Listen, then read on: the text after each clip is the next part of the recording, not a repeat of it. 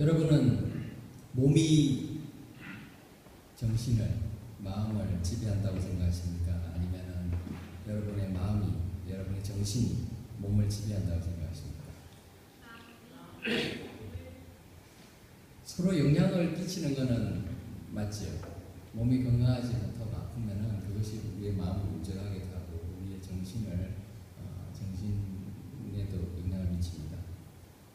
근데 이 올림픽의 창시자인 쿠베르탱은 이런 말을 했죠. 건강한 몸에 건강한 건전한 정신이 깃든다. 그래서 올림픽을 통해서 많은 사람들이 그런 체력을 기르고 또 운동 경기를 통해서 건강한 정신들을 도모하고자 노력했습니다. 그런데 실제로 우리의 삶 속에서는 우리의 생각과 우리의 마음이 우리의 몸을 지배할 때가 훨씬 많은 것 같습니다. 상사병이라는 병이 있죠. 마음의 사랑 때문에 일어나는 병입니다. 마음에 사랑하는 마음들이 있는데 그것이 표현이 되지 못하고 알아지지 않으면 병이 나서 드러눕게 됩니다. 향수병도 있습니다. 향수병이 뭐죠? 샤넬 5를 좋아해서 향수병이 아니고 고향을 떠나서 오랫동안 있으니까 그 고향에 가고 싶어서 생기는 병들, 그래서 우리의 향수병이라고 얘기하죠. 이처럼 우리의 생각과 정신, 즉 마음이 우리의 몸을 지배할 때가 많습니다. 생각을 어떻게 하느냐에 따라서 우리가 우리의 몸에 굉장한 영향력을 끼치는데요. 이런 이야기를 들은 적이 있습니다. 어떤 냉동고에 어떤 사람이 잘못해서 들어갔다가 문이 닫혔어요. 근데 이 큰 식당이나 이런 회사나 이런 데 냉동고는 밖에서는 열 수 있어도 안에서는 열 수가 없어요. 이 닫혔는데 아무도 반응을 안 해요. 그 냉동고 안에 보니까 온도계가 달려있어요. 마이너스 20도씨, 영하 20도 이렇게 되어 있으니까 이제 나는 이제 이 냉동고에서 죽는 거구나. 텅 빈 냉동고인데 거기서 죽는다고 생각하고 있었어요. 그러면서 그 다음날 이제 그 순찰을 왔던 사람의 직원에 의해서 발견이 됐어요. 근데 이 사람이 죽었어요. 얼어 죽었습니다. 근데 왜 신기한 것은 그 냉동고가 고장이 나가지고 온도계도 고장나고 냉동이 되지 않는 건데도 이 사람이 얼어 죽었단 말이에요. 왜 죽었는가? 결국 자기가 얼어 죽는다고 생각하게 죽은 거예요. 얼어 죽었어요. 진짜인지 아닌지 모르겠어요. 제가 경험한 건 아니라서. 근데 우리의 삶 속에서 우리의 생각으로 얼마든지 그런 일이 일어날 수 있다는 것을 우리가 볼 수 있습니다. 신앙생활도 마찬가지입니다. 여러분, 신앙생활은 대부분 우리가 몸으로 하는 게 신앙생활이라고 생각하기 쉽습니다. 주일날 예배 참석하고 또 여러 가지 교회를 위해서 봉사하고 뭔가 활동을 하는 것, 이것이 신앙생활이다 이렇게 생각하기 쉬운데, 신앙생활은 몸에 대한 부분이 아니라 마음을 지키는 것입니다. 몸으로 열심히 수고하고 봉사해도 그 사람의 생각은 바뀌지 않습니다. 생각이 바뀌어야 그 이후에 나타나는 행동들이 진짜인 것이죠. 마음이 바른 곳에 갔으면 아무리 봉사를 해도 소용이 없습니다. 제가 이런 경험이 있어요. 어떤 사람을 만났습니다. 바깥에서 만났는데 이 사람을 만나서 이야기에 집중을 못하게 돼요. 왜냐하면 바깥에 주차를 했는데 동전이 다 떨어졌어요.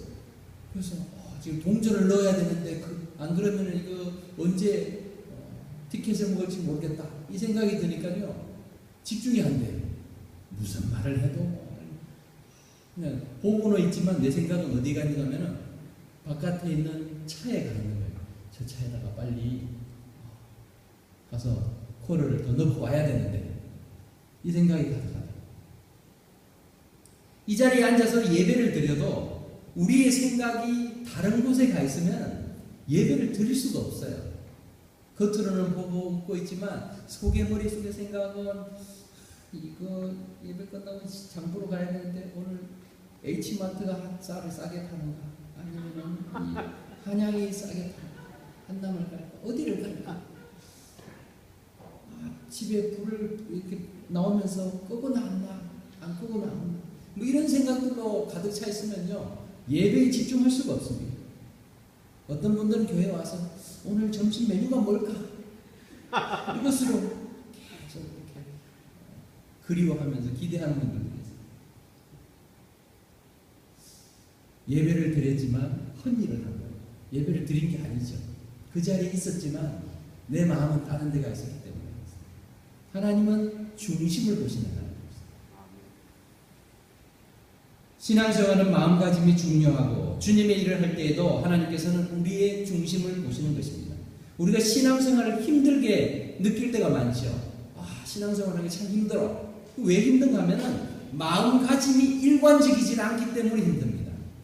마음이 언제나 분명한 사람은요 힘들 이유가 없는데 이게 왔다 갔다 하는 사람은 힘듭니다. 6일간 세상에서 열심히 일할 때에는 세상적인 방식과 생각으로 그런 또 가치관을 가지고 일을 하다가 주일이 되면은 부랴부랴 그 모델을 바꾸려고 합니다. 바꿔서 내가 맞아 주일이지 하나님 자녀지 하나님 앞에 예배 드려야지 겨우 바꾸어서 하나님 백성의 모습을 갖추려니까 이게 잘 안 되는 거예요. 습관이라는 게 그래서 무서운 겁니다. 어떤 사람은 교회에 들어서는 그 순간까지도 여전히 세상의 방식을 그냥 고수하고 있는 분들이 계세요. 교회 오면서 이제 맞아 교회 왔지 내가 정신 차려야지 그때서야 생각을 바꾸려고 합니다. 그렇게 하는 사람들은 신앙생활을 하면서 교회에 다니지만 불쑥불쑥 드러나는 말들을 보면은 이 사람이 신앙인인지 불신앙인인지 구분이 잘 안 될 때가 있어요. 헷갈릴 때가 많습니다. 마음이 왔다 갔다 하는 거예요. 중심이 흔들리기 때문에 그렇습니다. 왜 마음을 지켜야 하는가? 오늘 성경 말씀에서 23절에서는 이렇게 말을 합니다.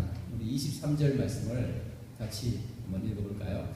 시작. 모든 지킬 만한 것 중에 더욱 내 마음을 지키라. 생명의 근원이 이에서 나느니라. 왜 마음을 지켜야 된다고 하죠? 생명의 근원이 마음에서 나기 때문이다. 이렇게 표현해요. 여기서 쓰고 있는 마음이라는 단어는 히브리어로 레브라는 동사예요. 레브라는 동사인데 이 레브는 우리 몸의 심장을 의미하기도 합니다. 그러니까 여기다 이 말을 심장으로 바꿔도 말이 되죠. 모든 지킬 만한 것 중에 더욱 너의 심장을 지켜라. 생명의 근원이 이에서 납니다.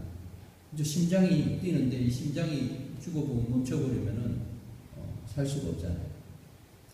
그래도 말이 되는 것인데 여기서 말할 때 히브리인들이 심장, 레브라고 쓸 때는 꼭 육체적인 몸의 기관만을 말하는 것이 아니라 우리의 정신 내면에 가장 깊숙한 곳, 마음의 고소, 마음과 또 생각, 그런 정신, 이 모든 것을 포함합니다.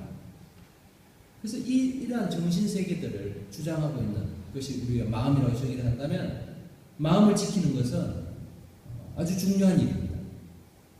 인간이 생명이 있다는 것을 의식하고 살아있다는 것을 느끼는 것이 바로 레로입니다. 그래서 생명의 근원들이 마음에서 나온다라고 표현하고 있습니다. 생명의 근원들이라 원래 원어에서는 복수로 사용하고 있습니다. 여러 가지 생명의 근원들이 있는데 그 근원들은 결국 우리의 마음에서, 우리의 심장에서, 우리의 정신에서 나타나는 것이죠.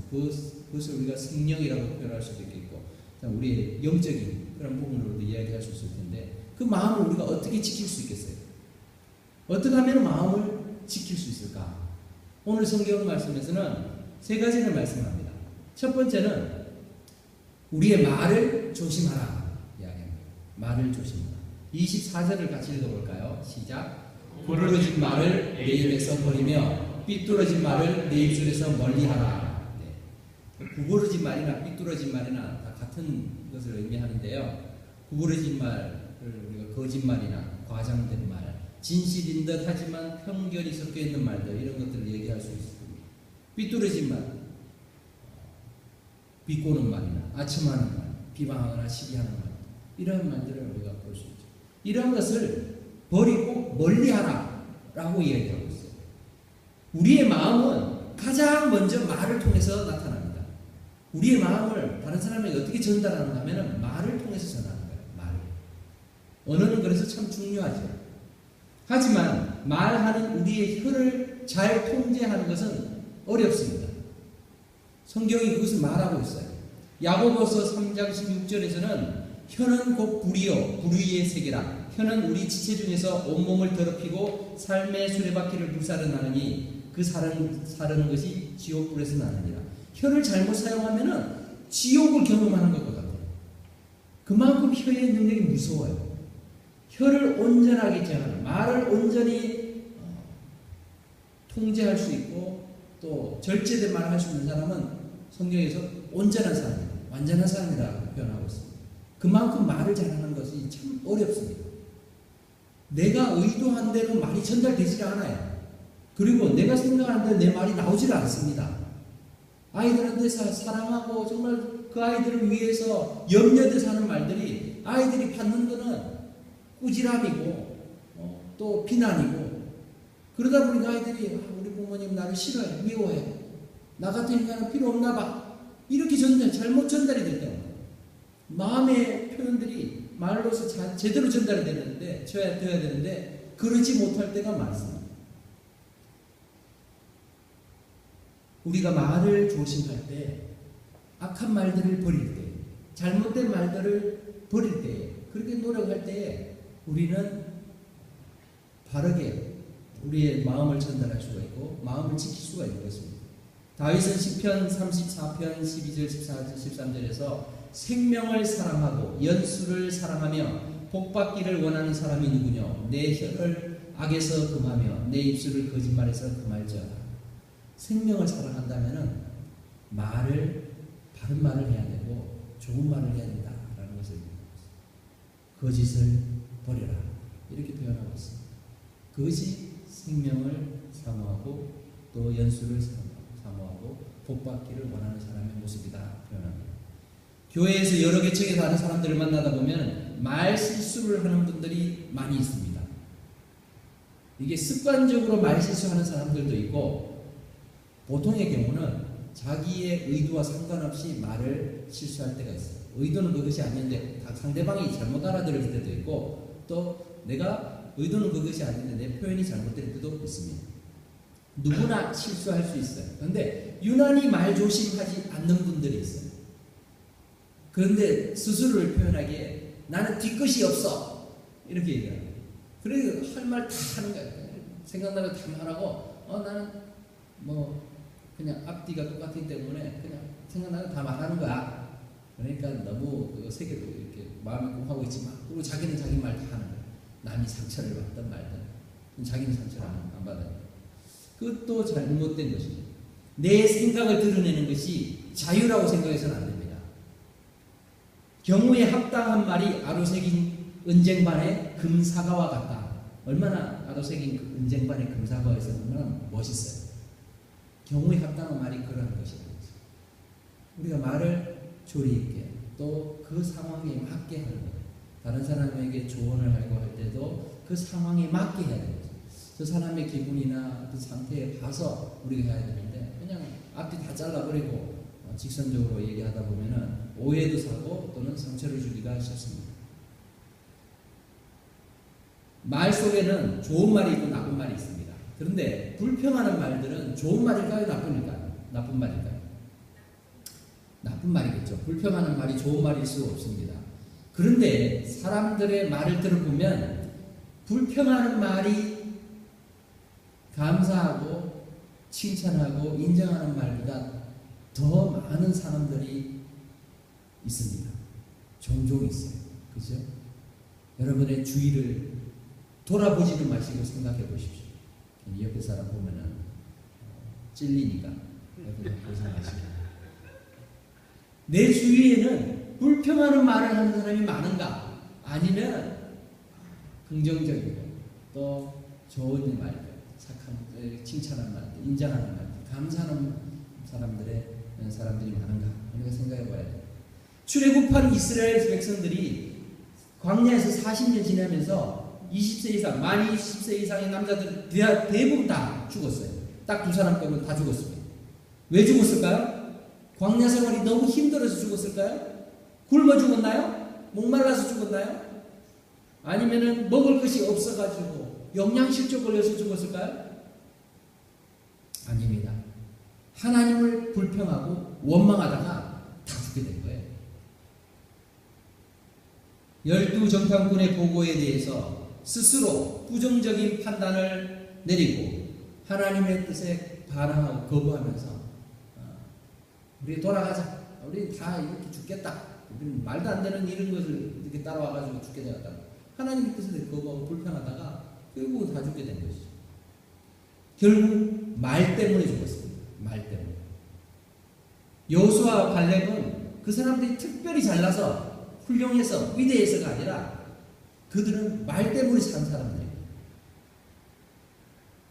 가나안에 있는 백성들이 장대하고 키가 크고 대단한 사람들이 맞지만 우리가 그 땅을 취하자. 하나님께서 그들을 우리에게 먹이로 주셨다. 우리의 밥이다. 말 그대로 되었죠.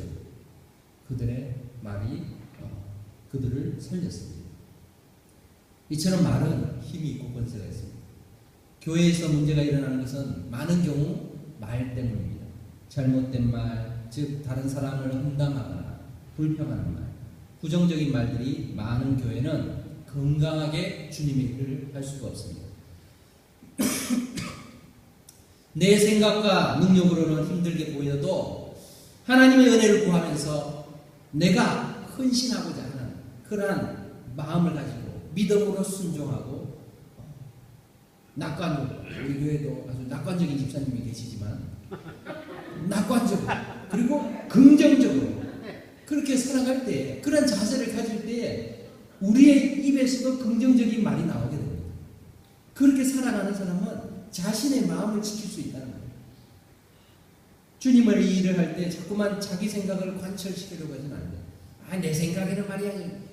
내 생각이 중요한 게 아니에요. 하나님 생각이 무엇인가? 주님은 무엇을 기뻐하시는가 하는 생각이죠.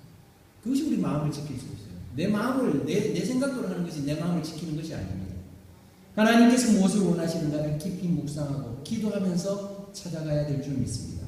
섣부른 말로 인해서 다른 사람의 마음을 상하게 하거나 주님께서 세우신 가정과 교회가 마음이 나누어지도록 해서는 안 되죠. 그것은 큰 잘못입니다.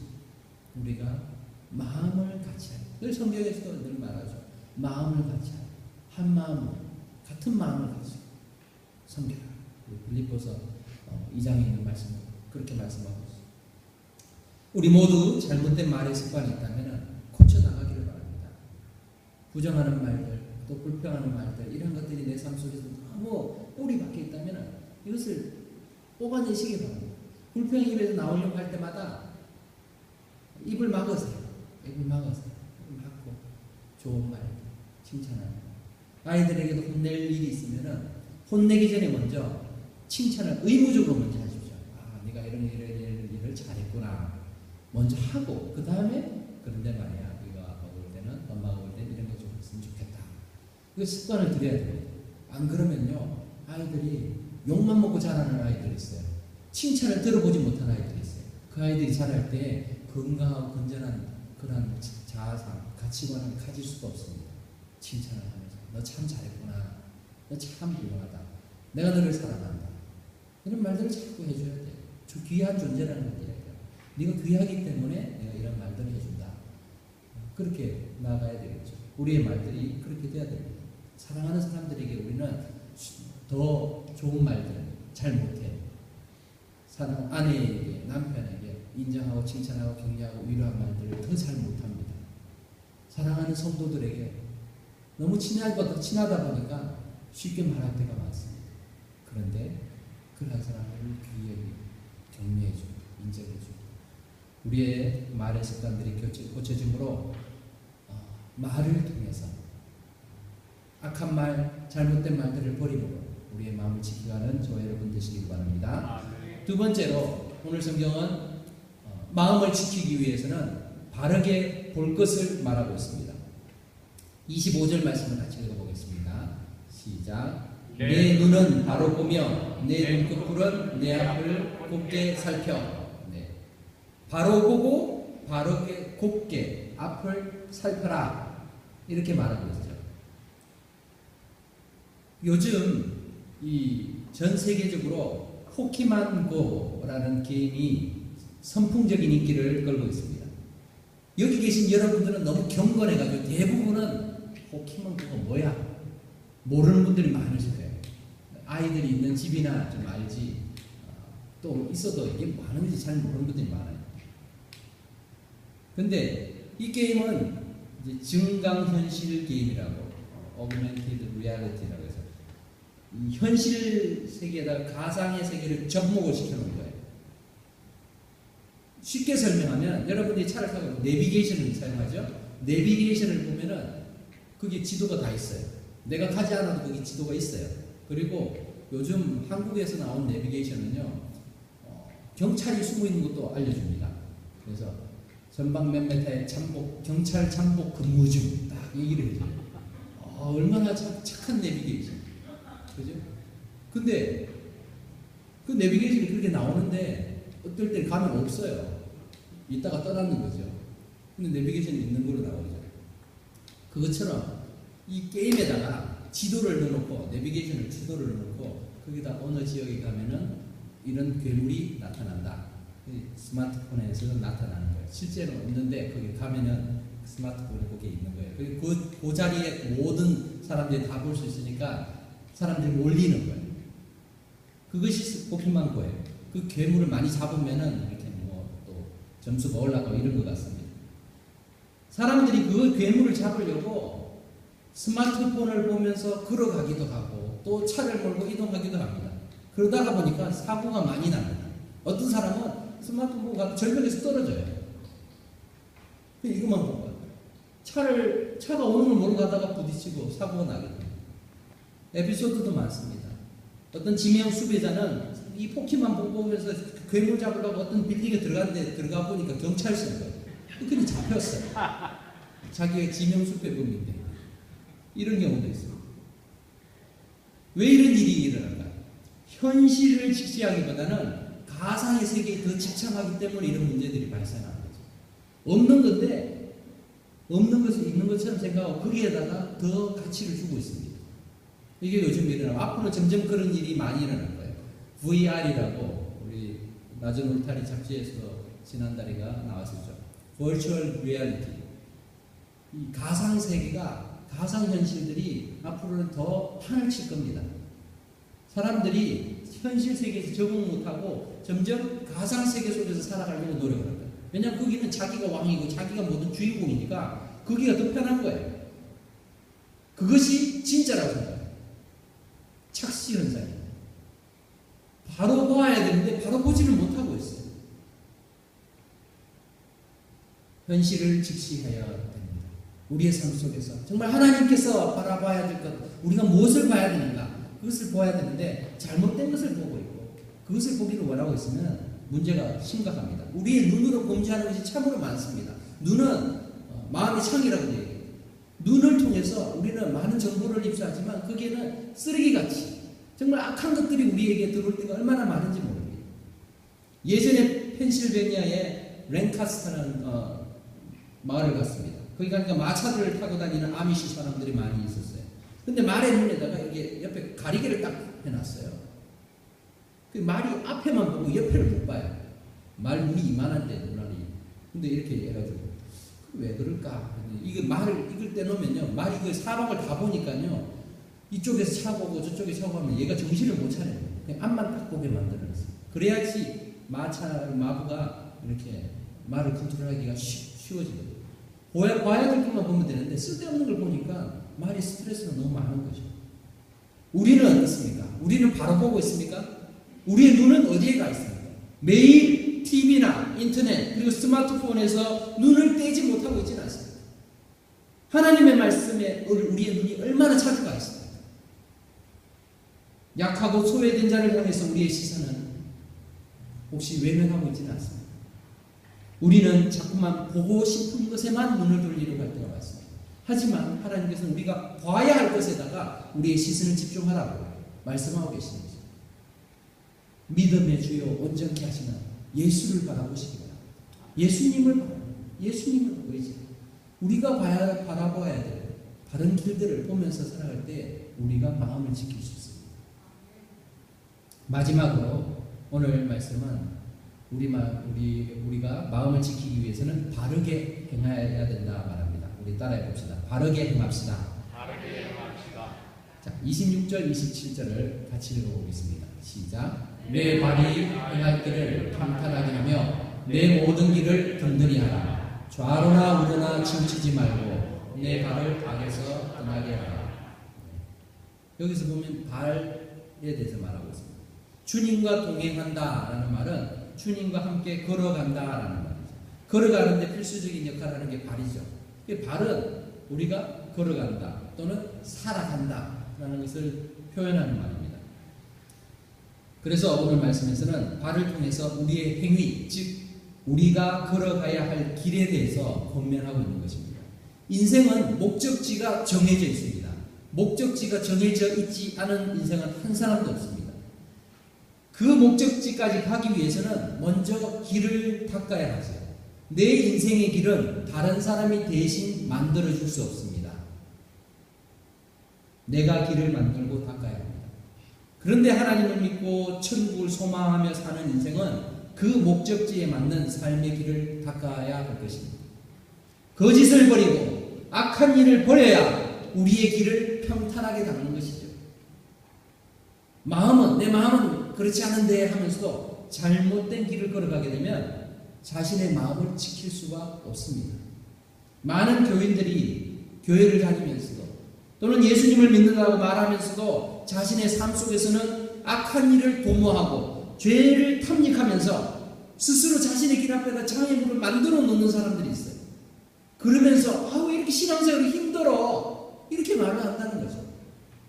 죄를 멀리하지 않고 내가 죄를 지금 짓고 있으면서 죄의 유혹에 빠져서 탐닉하며 살면서 왜 이렇게 믿음 생활이 힘들지? 길을 잘못 만들고 있는 거죠. 길을 구부러 자기의 길을 가야 될 길을 빗나가고 있는 것입니다. 그런 길을 가는 자가 어떻게 마음을 지킬 수가 있겠습니까? 여러분들의 인생은 어떻습니까?